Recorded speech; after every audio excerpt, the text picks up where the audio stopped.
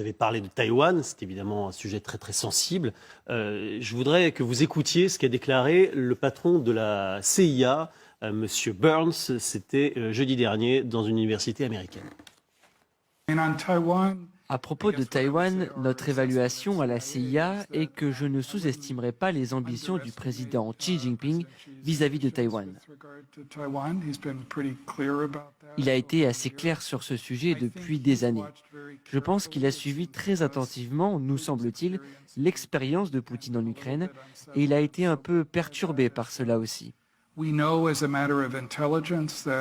savons, grâce aux renseignements, qu'il a chargé l'armée populaire de libération de se tenir prêt pour 2027 pour mener à bien une invasion. Maintenant, ça ne signifie pas qu'il a décidé de le faire en 2027 ou à un autre moment, mais c'est un rappel du sérieux de son objectif et de son ambition. Est-ce qu'il a raison quand il dit ça? Le président Xi a demandé à son armée d'être prête pour une invasion de Taïwan en 2027, même s'il précise, je le rappelle, pour que ce soit bien clair, que ça ne veut pas dire qu'il y aura cette invasion d'ici à 2027. Donc, il n'y a pas d'invasion parce que Taïwan fait partie de la Chine. Donc, résoudre une affaire intérieure, on n'a pas besoin d'invasion, n'est-ce pas? On ne sort pas du pays pour envahir d'autres pays. Taïwan, c'est une province de la Chine. Alors, le gouvernement chinois reste toujours prêt à résoudre le problème de Taïwan par le moyen pacifique. C'est ce moyen-là qui est privilégié aujourd'hui. Oui, en poursuivant le principe un pays, deux systèmes. Et la réunification pacifique. C'est notre principe. Mais si ça n'avance pas, vous savez que... C'est le problème, c'est le problème. Maintenant, le problème est que à l'île de Taïwan, les autorités au pouvoir, elles sont pour l'indépendance. Oui, ce sont des forces sécessionnistes. Oui. Et à l'extérieur, il y a les Américains qui apportent des soutiens ou bien encouragent les forces sécessionnistes de Taïwan à continuer leur fuite en avant dans la poursuite de l'indépendance. Alors, le problème est que le gouvernement chinois est résolu, et le peuple chinois aussi est résolu de réunifier la patrie. Donc, d'ici à 2027 il n'y a pas de calendrier, mais nous allons certainement réussir cette œuvre de réunification de la patrie par tous les moyens. Ouais. Y compris... Toutes les options sont sur la table. Ouais. Sont sur la table. Donc, bien sûr, la priorité, c'est la réunification pacifique. Ouais. Mais si ça ne marche pas par la voie pacifique... Si ça ne marche pas, nous ne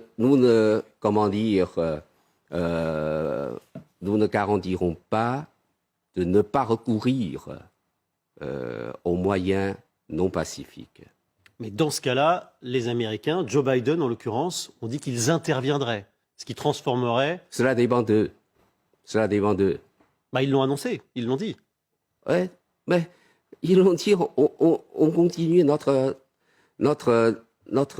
affaire, notre œuvre. Ouais. Ouais.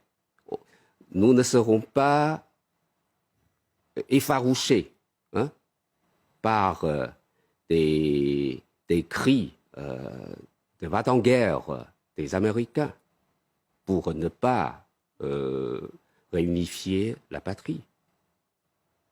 Quitte à ce qu'il y ait éventuellement une confrontation entre vos deux pays. Les deux pays, la Chine et les États-Unis. Oui. Mais si il y avait une confrontation, ce serait déclenché par les Américains, pas par les Chinois. Vous souhaitez que cette question soit réglée, et le président Xi souhaite que cette question soit réglée, j'imagine, sous son mandat. Donc ça veut dire dans un avenir quand même relativement proche, même si on a bien compris que vous n'alliez pas nous donner de calendrier ce soir. Oui, oui, je ne suis pas au centre, au comité central du parti, je ne connais pas s'il y a un calendrier, mais je sais que ce sera sûr que le peuple et le gouvernement chinois se déterminent à réunifier la patrie, oui, dont la priorité est la réunification pacifique. Et si ce n'est pas possible, on peut recourir à tous les moyens, toutes les options sont sur la table. Est-ce que, monsieur l'ambassadeur, les événements qui se sont déroulés en Ukraine ont un petit peu changé les choses sur Taïwan? Est-ce que le fait que l'Occident, les États-Unis, l'Europe soient solidaires comme ça avec l'Ukraine après l'action russe a peut-être un peu modéré d'une certaine façon l'ambition chinoise de faire revenir Taïwan dans son giron rapidement? Ouais. Ce qui m'apprend la crise ukrainienne, c'est que les Occidentaux doivent être cohérents sur des problèmes internationaux, sur la sauvegarde de la souveraineté et l'intégrité territoriale de différents pays dans le monde. Donc, en Ukraine, vous êtes déterminés à sauvegarder la souveraineté et l'intégrité territoriale ukrainienne. À juste titre. Alors, quand il s'agit de la Chine, à savoir sur le problème de Taïwan, vous devez aussi soutenir le gouvernement chinois à sauvegarder la souveraineté et l'intégrité territoriale de la Chine, à savoir empêcher l'indépendance de Taïwan. Mais on peut vous retourner l'objection, monsieur l'ambassadeur. La Chine est attachée à la souveraineté territoriale, mais ne condamne pas, vous n'avez pas encore condamné, l'agression russe sur l'Ukraine. Pourquoi? La position du gouvernement chinois sur la crise ukrainienne reste constante. Selon nous, la souveraineté et l'intégrité territoriale de tous les pays doivent être respectées. Y compris l'Ukraine. Oui, oui. Et la charte des Nations Unies doit être observée toujours. Alors pourquoi ne pas condamner l'action russe qui viole la souveraineté ukrainienne? Vous êtes d'accord avec ça? Il y a un troisième point.